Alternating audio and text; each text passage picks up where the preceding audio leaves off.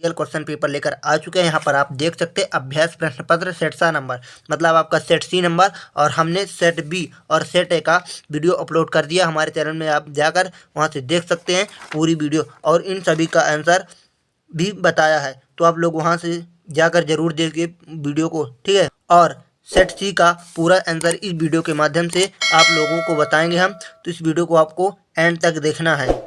और आप लोगों को वीडियो स्किप करके मत देखना, ताकि वीडियो अगर स्किप करके देखोगे तो आपको बिल्कुल समझ में नहीं आएगा, ठीक है।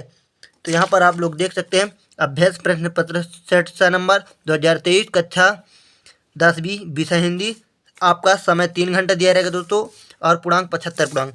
और यहाँ पर आपको विशेष ध्यान यहाँ देना है, पेपर को सॉल्व करने से पहले आपको निर्देश ज़रूर पढ़ना है, इसके बाद ही पेपर को आपको सॉल्व करना है, ठीक है। तो आगे की ओर बढ़ते हैं। यहाँ पर देख सकते हैं, और इस पेपर का पूरा आंसर हमारे पास प्रवाहित है, तो आप इस वीडियो में हम पूरा आंसर आपको बताएंगे और पूरा पेपर बताएंगे, ठीक है। देख सकते हैं इन सभी का आंसर हम रखे हुए हैं, ठीक। तो शुरू करते हैं वीडियो को आगे की ओर देखते हैं। तो पहला सही विकल्प का चयन कर लिखिए, ठीक है। इसका पहला दिया रहेगा दोस्तों, आधुनिक काल का आरंभ माना जाता है, तो यहाँ पर आपका राइट आंसर हो जाएगा दोस्तों, क्या होगा, 1900, ठीक है। दूसरा गोपियों के अंदर कड़वी कड़की की तरह है, यहाँ पर आपका राइट आंसर हो जाएगा योग संदेश, क्या होगा आपका राइट आंसर, योग संदेश, ठीक। तो फटाफट आप लोगों को चैनल को सब्सक्राइब करना है, वीडियो को लाइक करना, वीडियो को ज़्यादा से ज़्यादा शेयर करना है, ताकि आपके भाई बहन जो मित्र भी हो इस वीडियो के माध्यम से, इस पेपर के माध्यम से उनकी पेपर की बेहतरीन तरीके से तैयारी हो पाए, ठीक है।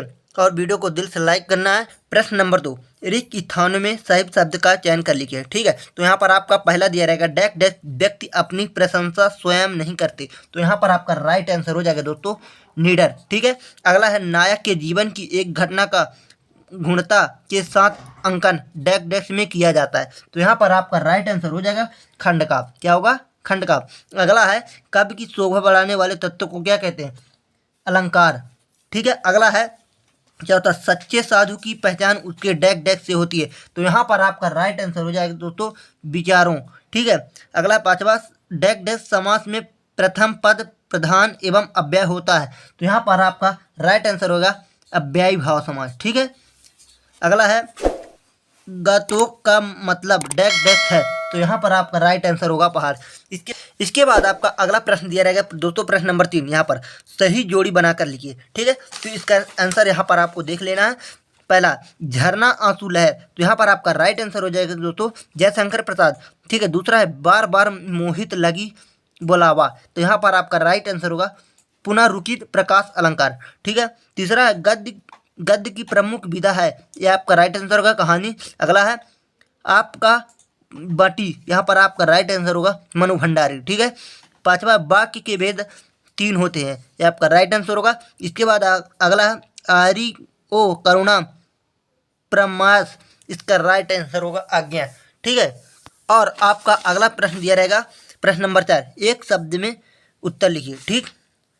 अगला है पहला नंबर, आधुनिक कबीर किसे कहा जाता है, तो यहाँ पर आपका राइट आंसर हो जाएगा आधुनिक कबीर नागार्जुन को कहा जाता है। आप लोग इस पेपर को स्क्रीनशॉट मारते जाना है सभी आंसरों को, और नोट कॉपी में नोट करते जाना है, ताकि आपकी बोर्ड एग्जाम में अच्छी तरह से बेहतरीन तरीके से तैयारी कर पाएँ और वीडियो को बार बार देखने की ज़रूरत ना पड़े। दूसरा है यहाँ पर आपका रस के अंगों के नाम लिखिए, ठीक है। तो यहाँ पर आपका होगा रस के अंग, पहला होगा विभाव, अनुभव, स्थायी भाव, संचारी भाव, ठीक। इसके बाद आपका अगला है काशी किसकी पाठशाला है, तो इसका राइट आंसर होगा काशी संस्कृति की पाठशाला है, ठीक है। इसके बाद आपका अगला है दो स्वरों के आपस में मिलने पर कौन सा संधि होगी, तो यहाँ पर आपका राइट आंसर होगा दो स्वरों के आपस में मिलने पर स्वर संधि होगी, यहाँ पर आपका राइट आंसर होगा। इसके बाद आपका अगला है जो मीठी वाणी बोलता हो वाक्यांश के लिए एक शब्द है, तो इसका राइट आंसर होगा आपका मृदुभाषी, ठीक है, ये आपका राइट आंसर होगा। इसके बाद आपका अगला है श्रेष्ठ पताकाएं किसका प्रतीक है, यहाँ पर आपका राइट आंसर होगा अहिंसा का प्रतीक है, ठीक है।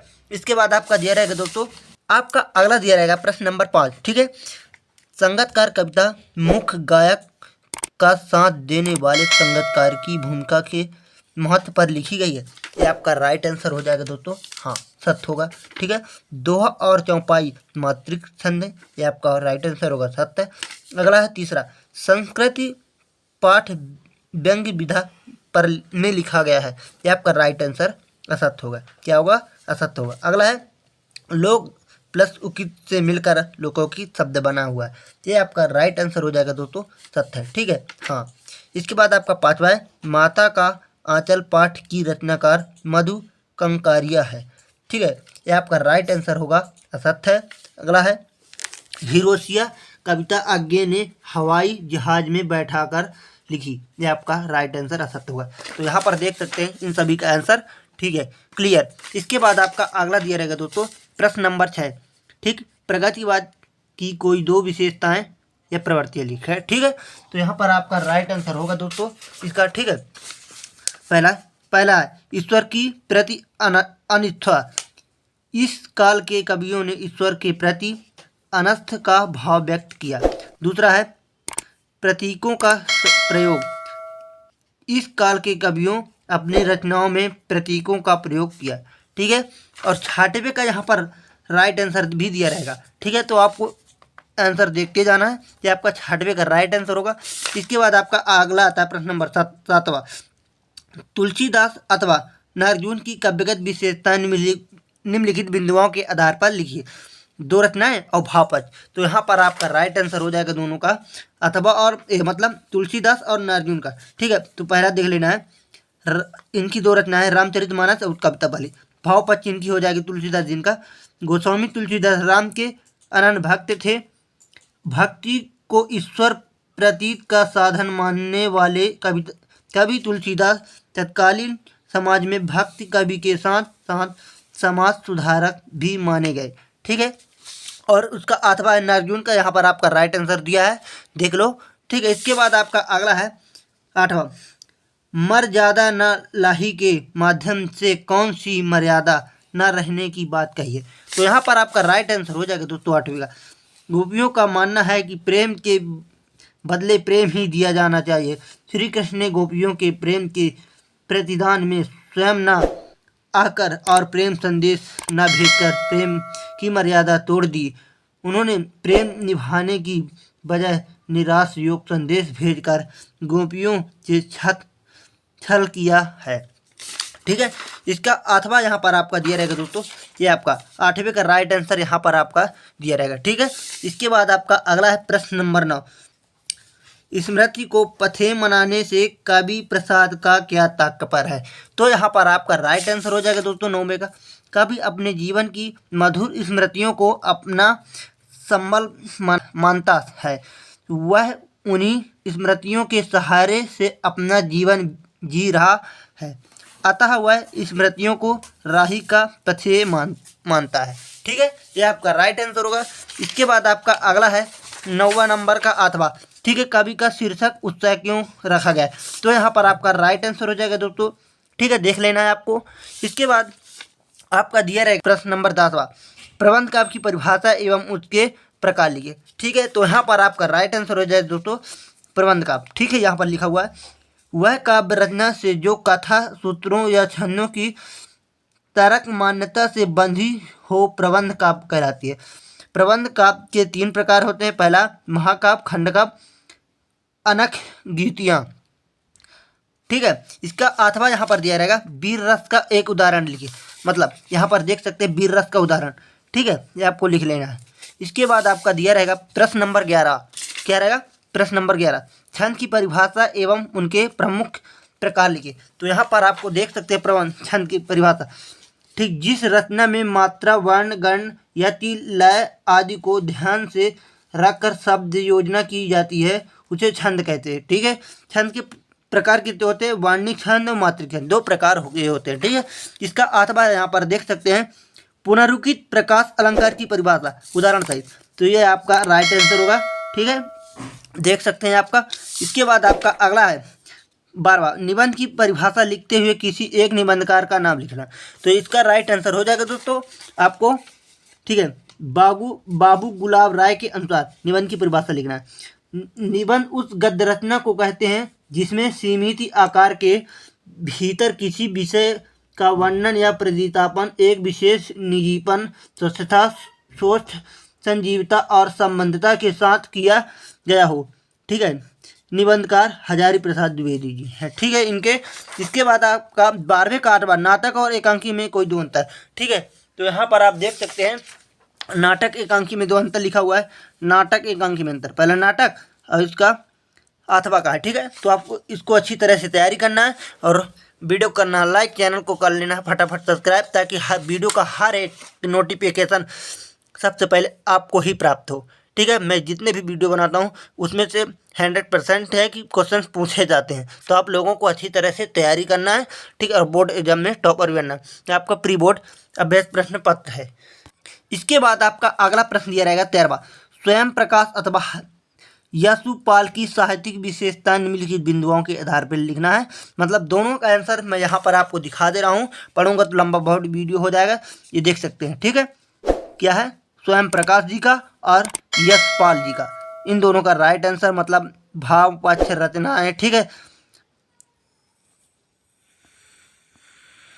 इसका राइट आंसर हो जाएगा दोस्तों, यहाँ पर देख सकते हैं स्वयं प्रकाश जी का और यशपाल का, देख सकते हैं दो रचनाएं भाषा शैली यहाँ पर आपको यहाँ से लिख लेना है। ठीक, स्क्रीनशॉट मार लेना है। इसके बाद आपका दिया रहेगा दोस्तों प्रश्न नंबर 14, कैटन बार बार मूर्ति पर चश्मा क्यों लगा देता था। तो यहाँ पर आपका राइट आंसर हो जाएगा दोस्तों, देख सकते हैं कैटन हृदय में देश प्रेम और देशभक्ति की प्रगाढ़ भावना कूट कूट कर भर गई थी। उसमें देशभक्तों के प्रति आस्था थी, उनके प्रति सम्मान था।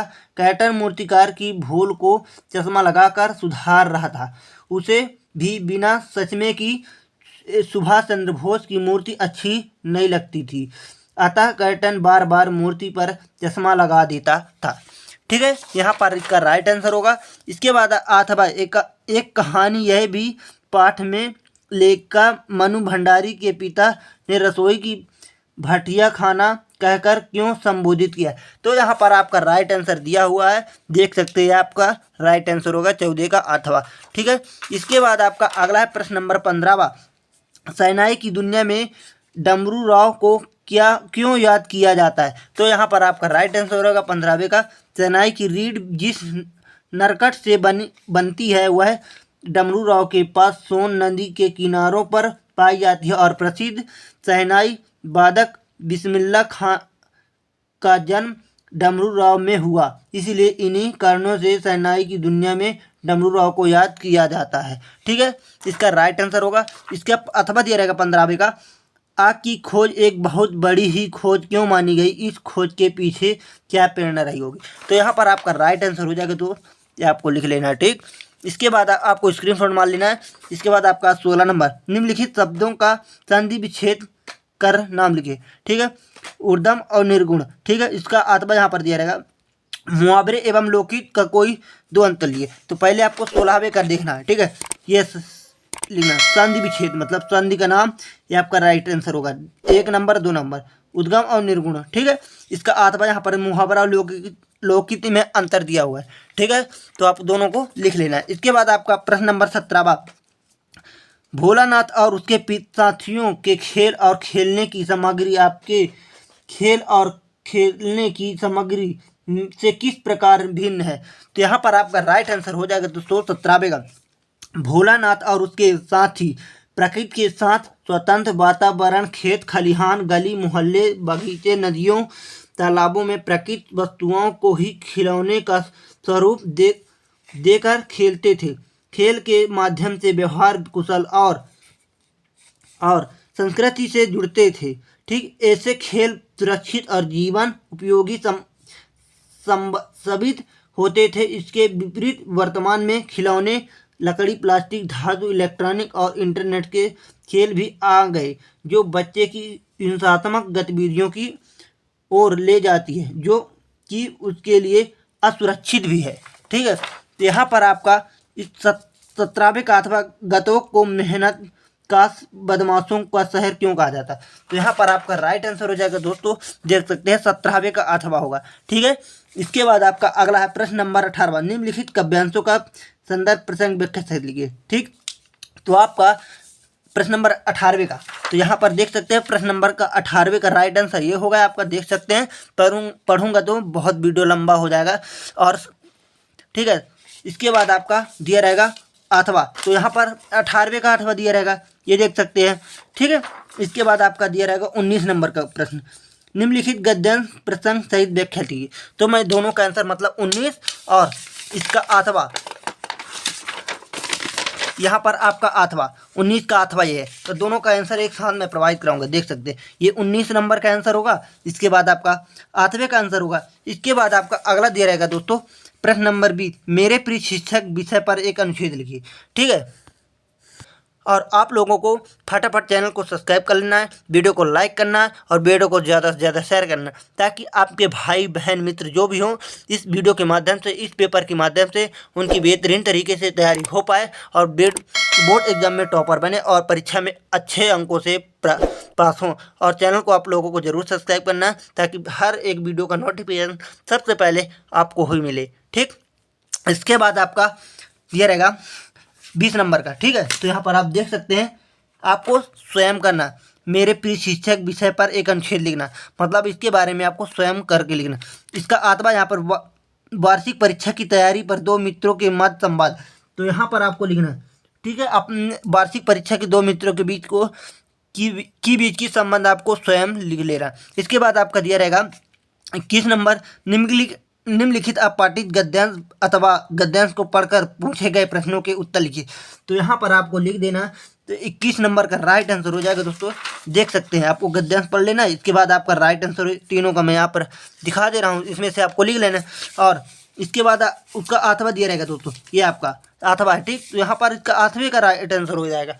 ठीक है, इसके बाद आपका अगला प्रश्न दिया रहेगा दोस्तों प्रश्न नंबर 22, अपने विद्यालय के प्रचार को बुक बैंक में से पुस्तक प्राप्त करने हेतु आवेदन पत्र लिखिए। ठीक, इसका अपने से स्वयं लिखना है, तो पहले आपको लिख देना है। ठीक, संबोधन संबोधन लिखने पर, विषय लिखने पर, पत्र का मुख्य भाग लिखने पर, आवेदक समापन प्रेक्षक लिखने पर, स्थान दिनांक लिखने पर। ठीक, दोनों में से आप किसी को कर सकते हैं। प्रतिदिन योग करने के लाभ बताते हुए अपने छोटे भाई को पत्र लिखना, उसी तरह आपको बताना है यहाँ पर भी।